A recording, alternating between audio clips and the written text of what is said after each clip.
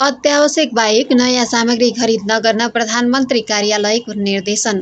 प्रधानमन्त्री तथा मन्त्री परिषद कार्यालयले अत्यावश्यक बाहेकका नयाँ सामग्री खरिद नगर्न र सार्वजनिक खर्चमा मितव्ययिता अपनाउन सबै निकायलाई निर्देश दिएको छ।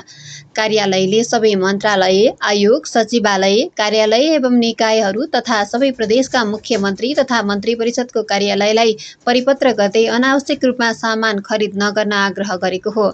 परिपत्रमा हाल प्रयोगमा रहेका कुर्सी, तराज, सोफा, कार्पेट, पर्दा, गमला, कम्प्युटर, मोबाइल, ल्यापटप लगायतका सामग्रीलाई मर्मत गरी प्रयोगमा ल्याउन र चालु अवस्थामा रहेका उपकरणलाई नै निरन्तरता दिन भनिएको छ। कतिपय निकायमा प्रयोगयोग्य सामग्री हुँदाहुँदै पनि नयाँ खरिद गर्ने तथा मर्मतमा अनावश्यक खर्च गर्ने प्रवृत्ति देखिएको भन्दै त्यसले राज्य कोषमा अतिरिक्त भार परेको गुनासो पछि यस्तो निर्देशन जारी गरिएको कार्यालयले जनाएको छ।